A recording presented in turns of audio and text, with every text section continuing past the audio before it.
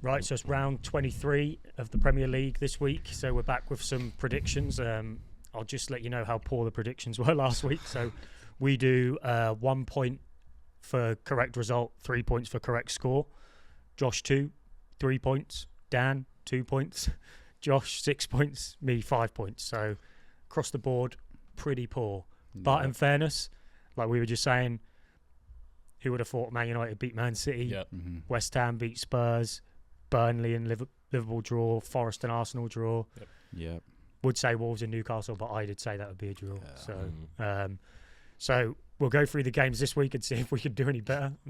No promises. Jeff had the best week and he didn't predict any, I think. So first game of the weekend this week is West Ham against Sunderland, which is our Saturday lunchtime game. So odds on this one are 3-2 for West Ham, so just over even money. 9-4, just over 2-1 for the draw, and 19-10, so just under 2-1 for Sunderland to win. So you can see that the West Ham win over Spurs has given a little bit of optimism for the odds, hasn't it? It doesn't seem to take a lot for the bookies to lose faith in Sunderland. I know, yeah. If we look at form, so West Ham have won their last 2, QPR, and then that Tottenham game was pretty diabolical anyway, wasn't it? West Ham, if we look at their home form, lost 4, drew 1-1, the last one. Sunderland have obviously won their last 2, one in the Cup against Everton and then at home to Crystal Palace. If we look at your away form, 1-1, lost 2, drawn 2. So it will be interesting. It's a tight, interesting game, I think, isn't it? Yeah. Don't know, what are you guys thinking? I'll start, obviously, if anyone's got anything to say about the game first before we maybe do any predictions. Anything you're thinking? So Spurs and West Ham, the last game, West Ham apparently had only created a higher XG in one game this season than the Spurs one, which was against Burnley, and we know how poor Burnley generally are at defending. That could either say something about West Ham turning the corner or just how poor Spurs are. I think West Ham, they went more optimistic with their lineup as well, didn't they? They played both the new strikers, one behind the other. Obviously, Bowen, Somerville, went back to Souček in sort of a holding role. So I think they did play more positively, or went with a more positive kind of approach. So maybe that had a... I think they're keeping Wilson, aren't they? They've said as well. Well, do they have to now? He's the top scorer, and they were going to release him. Yeah. Old school 4-4-2, apparently, with very wide wingers. Yeah. So I think that probably had a say, but also Spurs are shit. So that would have had a say as well, I think. And I think we were saying before, I think the Champions League result's pretty much the result that's keeping them in a job, Thomas Frank. Yeah. But I'm going to go 2-1 West Ham. 2-1 West Ham? Yeah, I am, yeah. Right. I'm going to say 1-1. I'd be disappointed if our world-class defence couldn't work out how to defend against an old-school 4-4-2. Yeah. But I'm sure we'll concede as well, so I'm going to go 1-1. I'm going 2-2. I think there's be goals in it. Yeah, I do. I'm going to go 2-1 Sunderland. Oof. I think, obviously, I know Siddiqui played at the weekend, didn't he? But obviously, he's might take a game to get back to full. He looks on it straight away. Yeah, and then obviously Talby's back. I know he hasn't been great, but it gives you an option. Yeah, because you've been struggling for wide options, haven't you? Talby, before he went to the AFCON, was looking good for us. Yeah. He was definitely picking up a bit. So I think you're back to. You've got everyone back, and I think, I don't know, West Ham might ride on a bit of confidence, but their stadium's so rubbish, isn't it? And we're built to frustrate teams, so it could easily turn again for the fans could get on their back. Yeah. We mentioned Talby, so we'll have a word about the AFCON final. Yeah. What? What the hell? Actually, we'll do that later. Cool. Yeah. So we'll put that on a clip for socials because what the fuck? So next game we've got 3:00 kickoff is Burnley at home to Spurs. That's got frustration written all over it. Burnley 13-5, just over 2.5-1, basically same for the draw, and then just over even money for Spurs. We look at form. Obviously, we've just Burnley drew with Liverpool, beat Millwall, drew with Man United, then lost to Brighton and us. Other than that Champions League win, Spurs is lost, draw. So Spurs away form 1-1, drawn 2, lost 2. Burnley home form 1-1, drawn 2, lost 2. So very similar. I mean, I think Spurs are going to Burnley are going to frustrate the shit out of Spurs, aren't I think they? so too. Like, Yeah. I don't know. Just don't know what it is with Spurs. I mean, maybe that result against West Ham might frustrate them, so they might come out. well, they obviously did a little bit in the Champions the League Champions game, League didn't beat they? Dortmund. Yeah. But then obviously Burnley's just come Away from from an a draw at away draw at Liverpool, yeah. Liverpool, which is obviously not easy. So I think as well, even if you look at like the Champions League stuff, it can be a positive because they got a win, but also they have played an extra game than Burnley have. And even if you look at us, for example, like we do well in the Champions League and then we're normally rubbish in the league. So it's like it can just be a complete. The football's different in Europe. It's like it's like a cup one-off game. Even well, though just it is look a at league Gordon. now. Gordon's like our top scorer in the Champions League, and I think he scored 1 goal in the Premier League. He's a pen merchant. I think the relegation battle this season is going to be really interesting because teams seem like they're actually fighting for it. Like I think sometimes even Wolves have got a bit of fight. Yeah, I mean, although 100%, Wolves are probably down. Yeah. But I kind of think Burnley are as well. Like I was looking at Burnley stats, and apparently they've drawn 4 of the last 6 games, which on one level you could look at it and say Burnley are becoming a bit more solid there, which is good for them. But also I think at this stage of the season, what could I draw us to them? They kind of need to stop getting they wins. do. Yeah, maybe the risk. They need to start risking something now, don't they? So what do we think for scores on this one, then? I do think Spurs will win. I'm going to go for 3-1 Spurs. Dan? I'm going to go for another draw for Burnley, which might not do them much good and might not do Spurs much good. Let's go 1-1. I'm going 1-0 Burnley. Yeah, I just don't trust Spurs at all. I wouldn't be surprised about that. To be fair. Yeah, I'm going to go 2-1 Burnley. Mm-hmm. Just fuck Spurs, this shit. I'm just living off the fact that I think it was just after we beat them in the Carabao Cup on one of the podcasts, and it went out in a clip. I said Spurs are fucking shit. After watching that game, I was like, they're shit. Yeah. Loads of people in the comments are like, we're 5th, you're 13th. Yeah. So just want to say, where the fuck are you now? And you are fucking shit. So, but I actually want Spurs to get a decent manager and play good football. Like, I kind of wish Ange was still there because at least it would be fucking entertaining. Yeah. Like, they're just like fucking rubbish at the minute. Like, I want them to have some FPL options. Yeah, you just don't want any Spurs players anywhere near it, do you? Because it's like you'd put Romero in because he scores, but they just let a boatload of goals in All the anyway. time. So it's like, what's the point? Yeah, I'm always thinking like Van der Ven's like 4.5 million FPL. I'm like, well, that's cheap. Now I know why. Yeah. And you wouldn't put the goalie in because he's got fucking got chocolate wrists, and he's fucking rubbish. So next game, Fulham against Brighton at Fulham. If we look at the odds, Fulham are 31-20, so over even money. Just under 2.5 to 1 for the draw, and just under 2 to 1 for Brighton to win. So Fulham are favourites, I think, to be expected. They're not in bad form. In their last 5, 1-2, drawn 2, lost 1, which was against Leeds. Brighton are unbeaten in their last 5, 1-2, drawn 3. If we look at the specific forms, so Fulham have won 3 of their last 4 and drawn 1, and that was against Liverpool at home, so super solid. And Brighton away beat Man United in the FA Cup, drew 2, lost 2. But they did lose to Liverpool and Arsenal. They did draw with Man City, but then they did draw with West Ham. So I mean, for me, I just think Fulham are solid at home, aren't they? I've always liked Fulham, to be fair. I don't think anyone hates Fulham, to be fair. No, I think it's like they've had some like pretty cool players over the years. I used to I liked them when they had like Saha before, Berbatov, and then they had Steve Berbatov, Malbranque. Like they've always had. And then they had that run to the was it the semi-finals of the? It was what would have been the Conference League, as in like I think it was still called the UEFA Cup back then. Like they beat Juventus, didn't they? Yeah, the UEFA Cup was the Europa League, wasn't it? And it was the old Cup Winners' Cup that was the. But they beat Juventus and they had like Bobby Zamora and I think everyone just kind of liked them then, didn't they? And they're back to a bit like that now. Like they have a team full of like what you could class as like rejects from other teams. And they've signed them, and then all of a sudden they've like Smith Rowe, Harry Wilson. But they're all playing Jimenez, brilliant. Yeah, but they're all like playing well.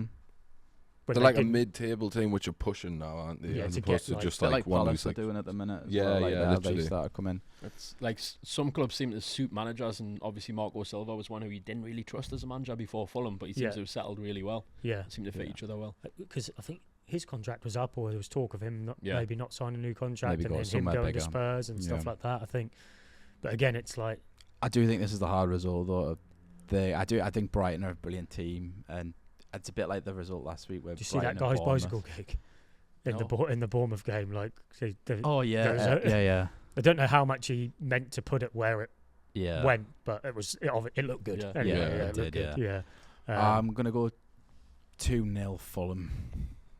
Well, I wouldn't be surprised with a draw or Brighton win, to be honest. Yeah, I'm making really boring predictions so far, but I'm going to say 1-0 Fulham. It's going to be a tight game, I think. Yeah. I'm going 2-1 Fulham. Yeah. Yeah, I think 2-1. I think both teams will score. I wouldn't be But obviously surprised. Fulham have Bassey back from African Cup Yeah. of Nations as well, don't they? So Hopefully make another Maisie run. yeah, that Lyon. video I sent you the video. Yeah. Didn't I? It's class, wasn't it? Like when he gets the boys, like he's like, I speak to Jesus or something. When Iwobi was like, brilliant. Right, next one, Man City Wolves. Yeah. Odds 5-1 on Man City, 6-1 for the draw, 10-1 for Wolves. 10-1. Wow. Form, City lost the last two. Then before that, they beat us and beat Exeter 10-1. Drew with Brighton. Wolves unbeaten in their last 5. Oh, well. If we look at home form, City 1-3, drawn 2. Away form, Wolves drawn their last 2, lost the 3 before that.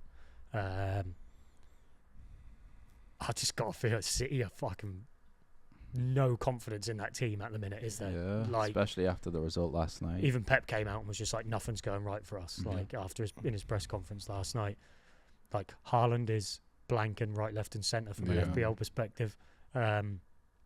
Normally, though, when that's the case, he'll usually come out and score like a hat trick or something. Yeah, I just don't think it normally happens against a really shit team. Yeah. Like it'll happen against fucking Arsenal or something like Yeah. that. Like, but I mean, Cherky's their best player at the moment, isn't he? Yeah. Like, you'd think he'd have to drop Foden, start him, start Semenyo, Doku. I mean, Rodri, fucking rubbish. And last night got sent off, didn't he, for 2 rubbish fouls? Like, I think it said something last night where it was when Rodri was in the team, he never like lost a game, but then since he's come back in, they've lost like the last 5 or something, or they haven't got results. Like, so he's just not the same player after his injury, is he? Which is you'd expect it to take him 6-7 weeks of playing every week to get back to Ballon d'Or level player, but he does look a yard or maybe even 2 yards off the pace, doesn't he? He does, yeah. At his age, injuries affect you more, especially big ones. But he used to be able to play that holding role on his own like Kante could, and it would be like amazing, whereas he needs a body in there with him now, which is why I think they have to play 4 at the back, 2 holding, Cherky attacking, wingers and Haaland up front, don't they? But Wolves looked solid against us as well. They looked like they could have scored, and we didn't ever really look like scoring. No. Yeah. Did we? Do you know what I mean? It's like we had chances, but it was just meh. I don't think either keeper really had anything to do. I mean, we had our first shot on target at 80 odd minute, and it's like against Wolves, that's just pure embarrassing. Do you know it was the highest percentage of pass completion, I think, in the first half of any Premier League team in Premier League history without registering a shot on target? Yeah, I saw It was that. about 94% pass completion. To be fair. But I do think City will come out of this the winners, so I'm gonna go 3-0 City. I think It's one of them. I think we've spoke about it before, where it's like early goal will be a big result. If not, it'll be cagey as hell. I think the difference between, like, because obviously they sat back against us, didn't they, really, Wolves? Yeah. And we can't break teams down, whereas City can. Yeah. I think that's the difference. Like, in it, so yeah, I'm gonna go City as well. But What are you going down? I think 2-0 City. I don't think they'll be convincing, but they should have Gahey to come in this week, so I think they should be a little bit more solid in defence. 2-0. I'm going 5-0 City. Yeah, I think it's their time now. Yeah. I've got a feeling Wolves are going to score. I've just got a feeling that they're going to score. I'm going to go 3-1 City. Next, we've got Bournemouth against Liverpool at Bournemouth. Odds for this one are 11-4, so just under 3-1 for Bournemouth. just under 3-1 for the draw, and Liverpool are 9-10, so just under even money for Liverpool. Form. Bournemouth have won 1, drawn 2, lost 2 in their last 5. Liverpool have drawn 4, won 1. Bournemouth at home beat Spurs in their last one, then they'd lost 2, drawn 2. Liverpool away from home, drawn 2, won 2, then draw. So the only wins they've had are Inter in the Champions League and then Spurs, which don't count. Which just doesn't make sense, does it? Inter Milan, top of the Serie A, and then they can't score more than 2 against Burnley. It's just crazy. I think Salah's back. I think he'll probably go straight into the team. I think he'll go straight back into the team. He didn't play bad at the AFCON, did he? So I think he'll go back into the team, and because they've been playing like fring pong and shit like that on the right, haven't they? So I think he'll come straight back in. Yeah. Oh yeah, he'll come straight back in. Ekitike, Verts. Yeah, I mean Liverpool they play okay, don't they? I mean they should have scored more against Burnley. Bournemouth are just so hit and miss. Yeah, so hit and I think the managers obviously came out and said how thin the squad is now, because obviously they lost Semenyo. Yeah. Kluivert's got a long-term injury. They are struggling for players, aren't they? Tavernier's injured now as well. Oh, so is he? They're absolutely bleeding attacking talent. Yeah. And they've got Petrovic in goal, and I'm going to stick with this for the rest of my life. He is rubbish. Do you know that they're signing, or they're in for a keeper from Lazio? Are they? Yeah. Good. Hopefully he's got 2 arms, because Petrovic doesn't, does he? But it seems like they've given up on him already after half a season. I'm not surprised. Some of them goals are so bad. I think Liverpool just nick it. I'm going to go 1-0. 1-0 Liverpool? Yeah. I think it's going to be a boring game. I think it'll be 0-0. Yeah. I think it's going to be an exciting game. I'm going 3-2 to Liverpool. 3-2 to Liverpool. Yeah. I'm going to go 2-2, I think. I'm hoping that, I mean, I don't know, it's tough. Liverpool don't look too bad at the back, do they? But no. Yeah, it'll be interesting. We'll see. Brentford, Nottingham Forest at Brentford. The odds on this one are Brentford at 19-20, just under even money, 2.5-1 for the draw. You can get 3-1 for Forest. Form wise, Brentford 1-3, lost 1, drawn 1 in the last 5. Forest 1-1, lost 3, drawn 1. If you look just at the home form, Brentford are unbeaten in 5. They've won 3, drawn 2. Forest have won 2, lost 3 in their away form. So I saw Forrester in for Napoli striker, 6 foot. He's like 6'7" or something, which is Sean Dyche all over it. It's like, get that guy in the box and pump it in there for him and let him just cause havoc. I think, in my opinion, Brentford are solid at home, aren't they? Yeah. But also at the same time, Sean Dyche can set up a team to frustrate like he did against Arsenal. I don't think in that game, they ever looked really in loads of pressure and under trouble. Like Arsenal were just rubbish, weren't they? Yeah. It was an off game for Arsenal. But they didn't. Notts Forest didn't register a shot on target. They didn't, in the game. and that's Sean Dyche all over. And he'll make. You're not going to win, but also you're not going to lose. And this was an interesting stat. So the last time Notts Forest didn't register a shot on target in the Premier League was in November 24, and that was also against Arsenal. Was it? Yeah. Right. So that's what they set up for then. But Brentford are good at home, and I know they lost to Chelsea, but they had a lot of chances, didn't they? Yeah. Do you know what I mean? So the result didn't truly reflect the performance as such. And I think they'd maybe been punching above their weight a little bit for a while, and they would do a loss even if playing well, weren't they? So hopefully that's out of their system for Brentford, and they'll come back firing, I think. Sharda was really dangerous in that game. Yeah, he was, He had several chances, but I think that one where he cut inside and passed it. Yeah, what was he doing? Yeah, what was he doing? What do we think for this? I'm going to go 2-1 Brentford, I think. Yeah, I think they'll just do enough. Yeah. I'm a fan of Brentford this season, even though they tonked us. I'm going to say 3-1 Brentford. 3-1. I'm going for 1-1. I think they'll frustrate them, Yeah, I'm the same. I think Forest just have it in them to frustrate them. I'm going to go 1-1 as well. Next up, we've got Crystal Palace, a manager that doesn't want to be there at all, against Chelsea. Odds for this one are 13-5 for Palace, 14-5 for the draw, and 19-20 just under even money for Chelsea. Form-wise, Palace haven't won in 5, lost 3, drawn 2. Chelsea 1-2, lost 2, drawn 1. At home, Palace drew the last 2, lost, draw, lost, so 3 draws and 2 losses. Chelsea away, won the last one, that was against Charlton though.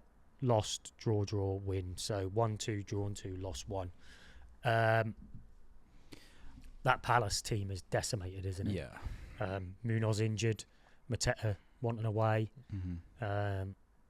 Obviously no Eze, Gahey now gone. The manager wants to leave. Manager doesn't really care to be there. No. Did you see his interview? Yeah. Yeah, it was crazy, wasn't it? Yeah. It's one of them where it's like, he has valid reasons. Oh, yeah. Because 100%. the ownership at Palace have just taken money out. I think Simon Jordan always says on TalkSport, he's like, that Parish guy's like rich, but he's not rich from his businesses. He's rich from being the owner of Palace because they've managed to fucking always make good money. So he was right, but you don't come out and say that, do you? No, as a manager, I'm like, surprised he wasn't like sacked from it. But then I'm like, it's Glasner. He's done a lot for Palace. Probably is the reason why. No, and who they're going to Palace get are tight, so they're not going to pay him compensation. No, they reckon that in the meeting that they had, clear the air meeting, that Parish said to him, "I'm not paying you. You can resign. Yeah. So you get no payout. You can leave, but we're not sacking you." Yeah. Well, he's going for free at the end. Going for free. Yeah. He's just not renewing his And contract at the end of the why season. would they pay when presumably someone will come in and swoop him up? Yes. Straight as soon away. as they sack him, someone else will sack their manager and he'll get the job straight away. So I think he's obviously frustrated at the fact that they've sold Gay this stage in the season in January. Yeah. Whereas Parish is like, well, we're going to get 20 million from him. We're going to sell him. Whereas Glasner will be like, just keep him till the end of the season, let him go for free. Yeah. So I think Palace are a team that maybe are on the downfall. So I'm going to say that Chelsea are going to win about 3-0. From a business point of view, you can't criticise them for taking 20 No, million definitely for not. because that's a club that's got to buy a replacement eventually. Yes. But they've just lost their captain. Yeah, of course. I mean, it's season. that's Obviously bad. still in the Conference League. I think they are in it. Yeah, So They're not going to win it though. no, they're not. But I mean, you never know. I mean, some of the teams. I think if they'd have been playing better, because obviously everybody thought that they were going to top the conference. I think if they'd have topped the Conference League, been in really good form, they might not have sold Gahey, and they might have been like, "We're going to win this." It'll be worth losing the 20 million to win another cup, because they're going to have to invest a lot of money to get back to that position. Now they're already out of the FA Cup, aren't they? Like, so what do you reckon then, Dan? I think Chelsea will win. I think it's going to be 2-0 because Palace are in free fall. They looked poor against us on Saturday, particularly in the second half. But I'm not convinced by Rossini, so I'm going to go 2-0. I'm going 2-0 as well, yeah. I think that's probably where it's going to be, isn't it? Yeah, I think Chelsea will concede. I'm going to go 2-1 to David Brent's team. Next up, Newcastle at home to Villa. Odds on this one, Newcastle even money, 14-5 for the draw, 14-5 for Villa, so nearly 3-1. Form wise, Newcastle 1-3, lost 1, drawn 1 last 5. Villa 1-2, drawn 1, lost 2. If we look at just the home form, Newcastle 1-3, lost the last one to City, drew 1 as well with Chelsea. Villa's away form, they've 1-3, lost 1, drawn 1, so pretty similar form lines for both teams. I think until Villa lost to Everton at the weekend, I'd have been like, yeah, they're going to beat us, definitely. Yeah. But Kamara's out long term. He is, yeah. That's a big loss for them. Losing to Everton. Yeah. And again, they didn't look great in the game. Are the games catching up with Villa? They're obviously going to have European game this week as well. Yeah. It's normally a good game, Newcastle. Yeah. But I think the last time we played them, we scored in like a minute or something. It was. So we're going to have an extra day's rest compared to them, aren't we, as well? Yeah. And we're at home. We're at home in Europe as well. So I think the European results might play a big impact on it, because if we get a really good result and then they have a terrible defeat or something, we're going to go on better. But if it's the other way around, they're away at Fenerbahce as well. So it's going to be a big atmosphere there. Return John Duran, return to Villa. Yeah, he's playing. But I think realistically, if we lose the European one midweek quite badly, the atmosphere is going to be toxic. for that. Yeah. For that Villa game. I mean, it won't. We'll probably do a flag display saying how amazing Eddie Howe is or something. But, something like that. But yeah, a lot hinges. Obviously, this is going to go out after our game. Yeah. And a lot hinges on the performance tonight, I think. But yeah, I think it'll have goals. I think it's going to be one of them. I'm going to go a 4-2 Newcastle. Well, ooh, nice. Yeah, one of them chaos games. It has to be a result like that at least once in the week. So we've had a few chaos ones like we this have, season, yeah. haven't we? True. I mean, look at Leeds. So yeah. I think it'll be 2-2.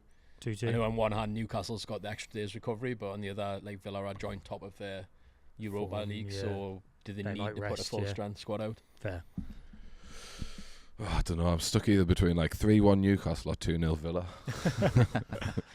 I'll go 3-1 Newcastle. I'll have a bit of support. Yeah, I'm going to try and be optimistic. I think 2-1 Newcastle. Don't know if it will definitely happen, but just try to be optimistic. Hopefully we start to just find some goals. I think that's the issue, isn't it? The strikers need to start scoring, or Gordon needs to pull his finger out. But yeah, interesting. We'll see. So yeah, the Super Sunday, if you like, the Sunday 4:30 kickoff is Arsenal against Man United. Now, you'd have said probably before last weekend that this is Arsenal all day long, wouldn't you? But after the results, I don't know. Arsenal are 2-1 on. Draws 3-1, and you can get 4-1 for Man United to win. In terms of form, Arsenal 1-3, drawn 2. Man United 1-1, drawn 3, lost 1. Arsenal at home drew the last game against Liverpool, won the 4 before that. Man United away, drawn their last 2, lost 1-1-2. So I think Man United form is hard to read into, because other than the last game, that's the only one you can really take any notice of, isn't it? And I feel like they always turn up against City anyway. They turn up. Yeah. I think they always turn up against big teams. Yeah. Even when they've been rubbish over the last couple of years, they've always kind of put in some kind of performance against the so-called Big Six or whatever, haven't they, or the other Big Five. Be an interesting one, I think, because Arsenal have been a bit... I know they won last night as well, but they have been a bit hot and cold, haven't they? And yeah. 2 0-0 draws in the league in a row. Yeah. I mean, honestly, I wouldn't even read into Champions League results. I mean, Spurs are 4th, Arsenal are unbeaten in the Champions League, and like Liverpool as well. Like, look where everybody is. But I do think that Man United will still have a bit of momentum. I'm going to go 2-2. I think 2-2 is a good result. I think Arsenal's tend to like slip up. Man United just they just looked like they were happy to play football again. Yeah. It was just like attacking as well back on the break. Really high press by the looks of it. Put Fernandes in his best position. Yeah. You know, it's like fucking hell, Jesus. Like, what do you reckon, Dan? I think it's one that Arsenal will grind out. I don't think they're going to slip up 3 games in a row. If you count the previous 2 slip-ups, but I think it's 1-0 Arsenal. 1-0 Arsenal. I think they're going to slip up. I think it's just classic Arsenal. I just don't trust them at all. They've been in this position so many times. I'm going to go 1-0 Man U. 1-0 Man U. I guess they're not getting pushed as much. Have they lost at home this season, Arsenal? I'm not sure.